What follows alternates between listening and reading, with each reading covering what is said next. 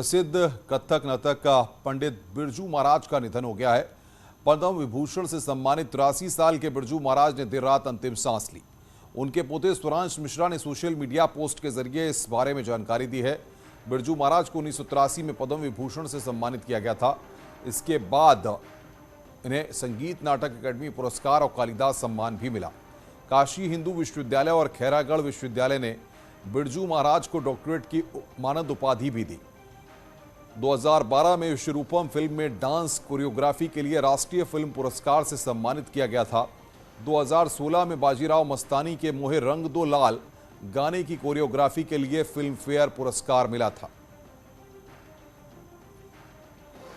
तो कथक डांसर बिरजू महाराज का यहां पर निधन हुआ है।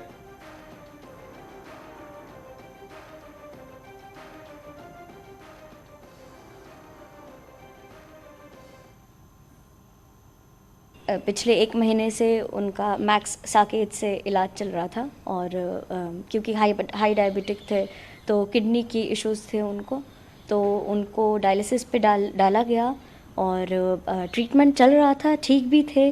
और ऐसा मुझे लग रहा है कि उनको कार्डियक अरेस्ट ही आया था, क्योंकि एकदम से सांस लेने में उनको उलझन हुई और फिर प्राण निकल गए उनके।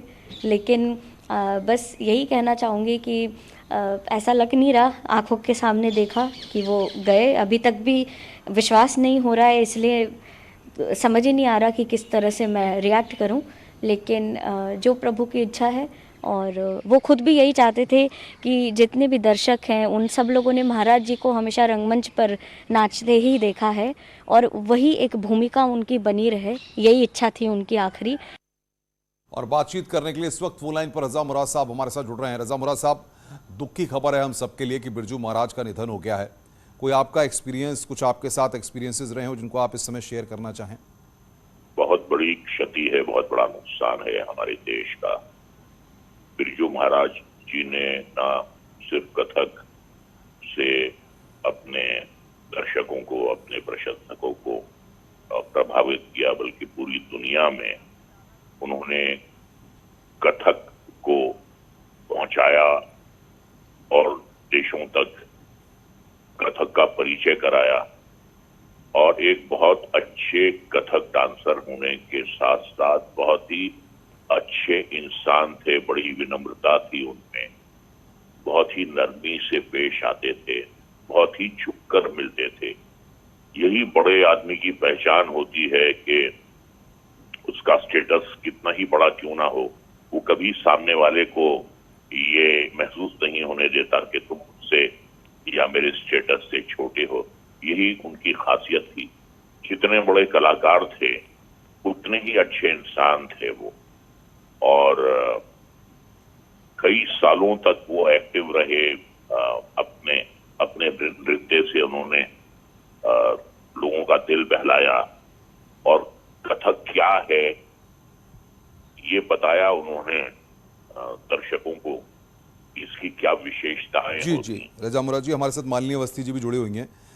मालिनी जी, जैसे ये खबर सबको मिली, हर कोई दुखी है, भरोसा नहीं कर पा रहा कि बिरजू महाराज जी हम सबको छोड़कर चले गए हैं।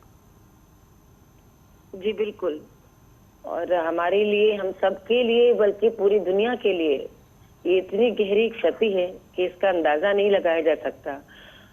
लखनऊ कथक घराने की जो कालिका बृंदादेवी जी की जो गौरवशाली परंपरा है, बिरजू महाराज जी अपने जीवन काल में ही एक लेजेंड जिनको कहा जाए कि वदंती बिल्कुल बन गए। और इतना अद्भुत, इतना साधारण विलक्षण कलाकार हमने तो नहीं देखा।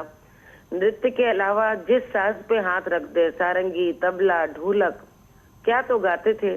कुछ समय पहले अभी अपनी ठुमरी की भी उन्होंने एक पुस्तक निकाली थी, और मुझे लगता है कि अभी न रहने से पहले अंतिम सम्मान वो लखनऊ में ही यहाँ पर आए थे। और बार बार पिछले कुछ समय से वो अपनी इच्छा यही प्रकट कर रहे थे कि वो अब लखनऊ में ही रहकर बच्चों को सिखाना चाहते हैं।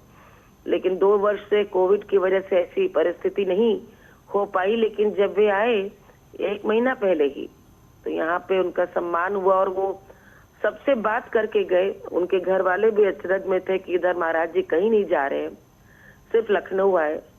और प्रायः बैठे बैठे वो वीडियो कॉल लगाते थे। मेरे पास न जाने कितने इस तरह के स्क्रीनशॉट्स हैं। अचानक फोन बस मिला लेते थे, कुछ भी अच्छा देखते थे।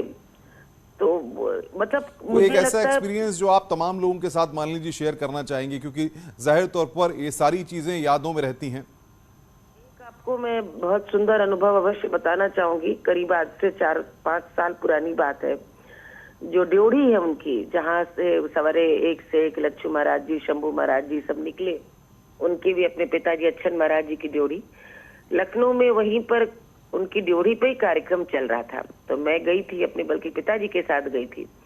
और 3-4 साल पहले बैठ करके तो हारमोनियम पे पंडित धर्मनाथ मिश्र जी को बजाना था और उनको देर हो गई आने में। तो महाराज जी ने कहा चलो हो जाए, कुछ सुना दो।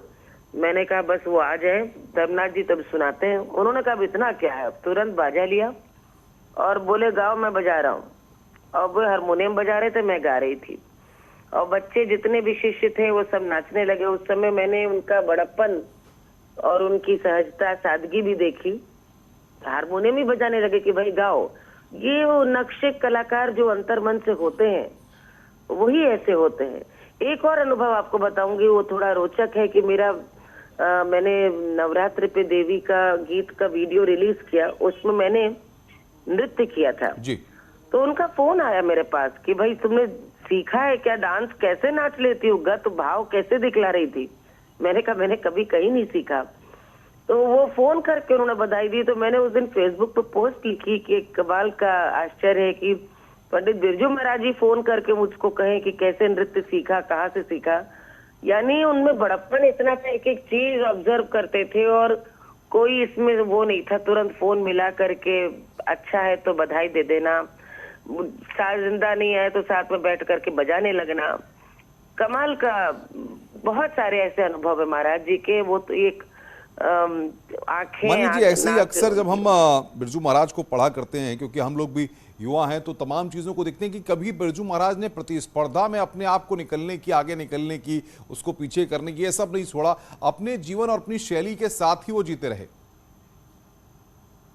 ये तब होता है जब कलाकार अपनी कला को लेकर के आश्वस्त होता है।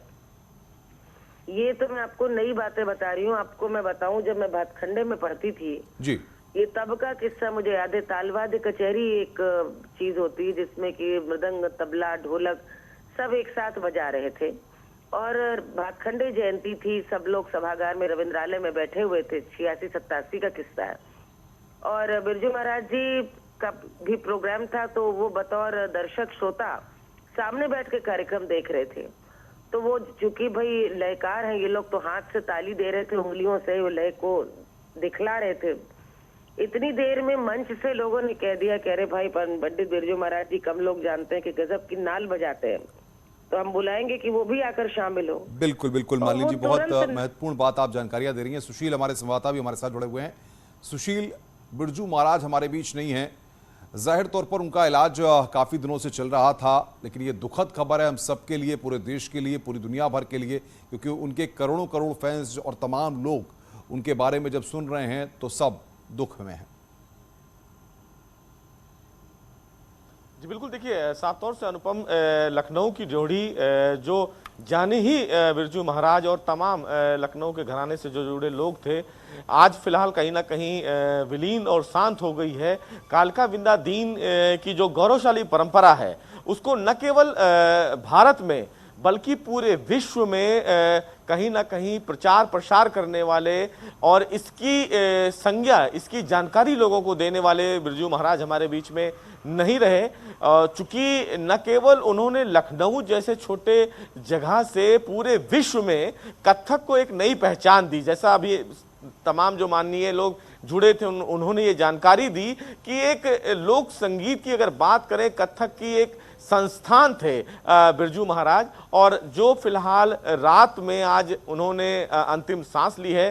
83 साल की अवस्था बताई जा रही है, कार्डियक अरेस्ट उनको हुआ है, लंबी बीमारी से झेल रहे थे। लेकिन जो जानकारी मिल रही है उस जानकारी के मुताबिक अपने परिवार के तमाम लोगों से वो बातचीत भी करते रहे, परसों तक वो ठीक ठाक थे, उसके बाद थोड़ा सा उनको इरिटेशन सा हुआ, जिसमें तमाम डॉक्टर्स की टीम अनुपम जुड़ी, जांच हुई, उसके बाद उनकी अवस्था थोड़ी सी, उनकी जो फिलहाल कंडीशंस थी उसमें सुधार हुआ। अचानक उनकी जो तबीयत है वो बिगड़ी है। हालांकि अभी मेडिकल जो बुलेटिन है वो जारी नहीं हुआ है, लेकिन उनके घर के सदस्य ने सोशल मीडिया पर यह जानकारी दी है। हालांकि ये एक गमगीन करने वाला माहौल है, क्योंकि न केवल बिरजू महाराज ने नृत्य में नाम कमाया, बल्कि बॉलीवुड में भी उनकी बहुत ज्यादा उपयोगिता और सहयोगिता रही, जिसकी वजह से आज बॉलीवुड में भी कहीं ना कहीं गमगीन सा माहौल है।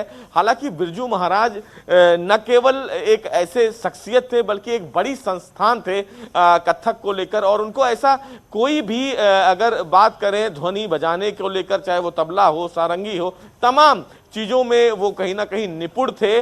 और लखनऊ की ढ्योढ़ी जो मानी जाती थी बिरजू महाराज से जुड़ी हुई, आज फिलहाल वो ढ्योढ़ी भी सुनी हो गई है। उनके इस कथक को सीखने के लिए विदेशों से भी लोग उनसे जुड़ते थे और आते थे लगातार। वो सुशील, आपका, मान लीजिए आपका, रजा मुराद साहब आपका बहुत बहुत शुक्रिया हमारे साथ जुड़ने के लिए। तो दुखद खबर है, कथक डांसर बिरजू महाराज का निधन हो गया है, वो हमारे बीच नहीं है।